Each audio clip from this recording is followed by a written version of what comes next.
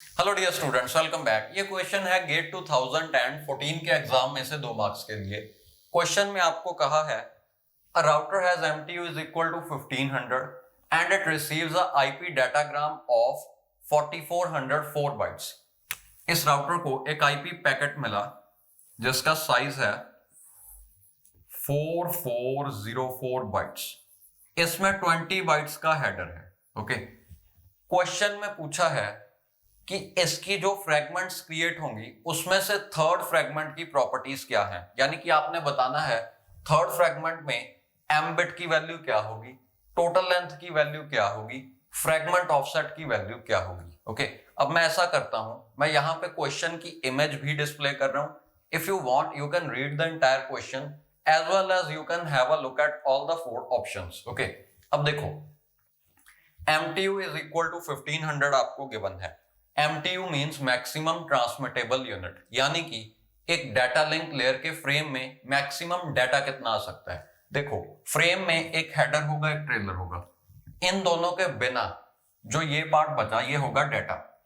Maximum data question के according हो सकता है 1500 बाइट्स, यानी कि आईपी पैकेट का नेटवर्क लेयर पे जो आईपी पैकेट्स प्रिपेयर होंगे उनका मैक्सिमम साइज भी 1500 ही हो सकता है, क्योंकि end of the day IP packet ने जाना तो एक फ्रेम के अंदर ही है। ओके, तो अगर 1500 से बड़े आईपी पैकेट्स होंगे तो वो फ्रेम में नहीं आ पाएंगे, यानी कि लिमिटेशन इज 1500 बाइट्स।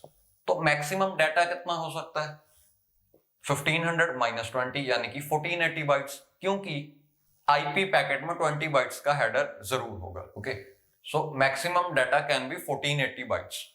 अब देखो, इस राउटर को जो पैकेट मिला उसमें डाटा कितना है, टोटल लेंथ इतनी है। अगर इसमें से 20 बाइट्स का हेडर सब्ट्रैक्ट कर दें तो आपको पता चलेगा कि 4384 इतने बाइट्स ऑफ डाटा है इस डेटाग्राम में। अब देखो, ये इस लिमिटेशन से ज्यादा है, यानी कि इस राउटर को फ्रेगमेंटेशन करनी पड़ेगी। तो फ्रेगमेंटेशन के लिए स्टेप 1 है, जो भी हेडर है उसे रिमूव कर दो। इस डाटाग्राम से 20 बाइट्स का हेडर रिमूव कर दिया जाएगा और अब आपके पास जो डाटा बचा वो है इतना। ओके, इस हेडर को टेम्परेरी मेमोरी में सेव कर दिया जाएगा। अब इस डाटाग्राम के काफी सारे फ्रैगमेंट्स क्रिएट किए जाएंगे। ओके, हर एक फ्रैगमेंट का मैक्सिमम साइज हो सकता है 1480। तो अब देखो, किसी भी फ्रैगमेंट का साइज डिविजिबल बाय 8 होना चाहिए। चेक करो क्या 1480 डिविजिबल बाय 8 है। 1480 डिवाइडेड बाय 8, तो यह डिवीजन परफॉर्म करने पे आपको पता चलेगा कि रिमाइंडर 0 आ रहा है, यानी कि 1480 इज डिविजिबल बाय 8। तो जो कंडीशन है कि except for the last fragment सभी फ्रैगमेंट्स का साइज डिविजिबल बाय 8 होना चाहिए, वो कंडीशन सेटिस्फाई हो रही है। इन सभी फ्रैगमेंट्स का अगर हम साइज मान लें 1480, तो ये नंबर 8 से डिविजिबल है। देखो, हो सकता है कि आखिरी फ्रैगमेंट में पूरे 1480 बाइट्स ना बचें, बट आखिरी फ्रैगमेंट के साइज की चिंता करने की जरूरत हमें नहीं है। उसका साइज कुछ भी हो सकता है, चाहे वो 8 से डिविजिबल ना भी हो तब भी चलेगा। ओके, अब देखो, आपके पास जो टोटल डाटा है वो है 4384 बाइट्स। इस डाटा में से आप छोटे पार्ट्स क्रिएट करना चाहते हो जिसमें एक पार्ट का साइज है 1480। तो इसे अगर इसके साथ डिवाइड करें, यानी कि total available data divided by size of one fragment, तो आपको मिलेगा टोटल फ्रैगमेंट्स कितनी है। ये आएगा 2.9 कुछ, 2.96 आएगा शायद। Let me check. 4384 divided by 1480, यह है 2.962। तो इसका मतलब हुआ कि दो फ्रैगमेंट्स तो पूरी 1480 बाइट्स की होंगी और तीसरी फ्रैगमेंट में 0.962 ऑफ 1480 इतना डाटा आएगा।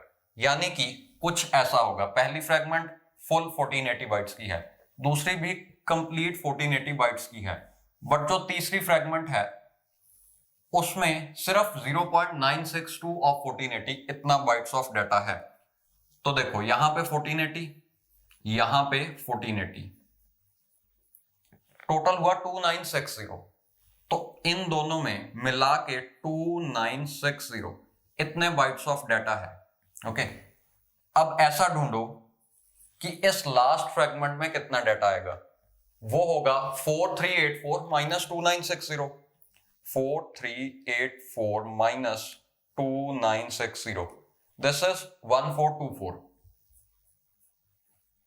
यानी कि आखिरी फ्रेगमेंट में कंप्लीट 1480 बाइट्स नहीं है, 1424 बाइट्स ऑफ डाटा ही है। ओके, अब देखो इस फ्रेगमेंट पे 20 बाइट्स का हेडर लगेगा, यानी कि राउटर इस फ्रेगमेंट को लेगा 1480 बाइट्स, इस पर 20 बाइट्स का हेडर लगा के सेंड कर देगा, और टोटल 1480 प्लस 20 यानी कि 1500 बड़ी आसानी से एक फ्रेम में भेजा जा सकता है। सिमिलरली सेकंड फ्रेगमेंट को भी भेज दिया जाएगा। ओके, उसका भी साइज सेम ही है, बट जो थर्ड फ्रेगमेंट है उसमें है 1424।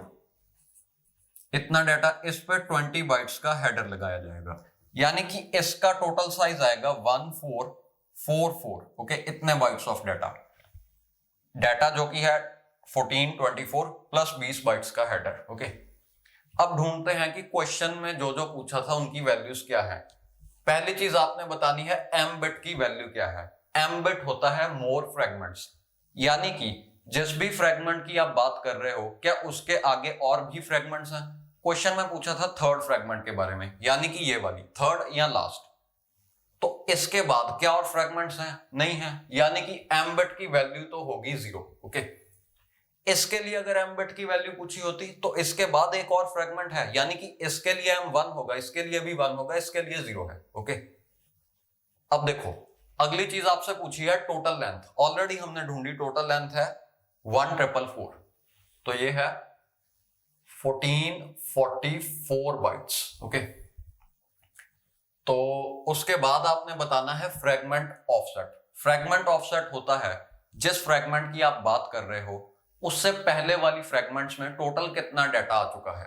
तो अगर आप इस फ्रेगमेंट की बात कर रहे हो तो इससे पहले वाली दोनों फ्रेगमेंट्स में जो डाटा है वो है 2960 बाइट्स।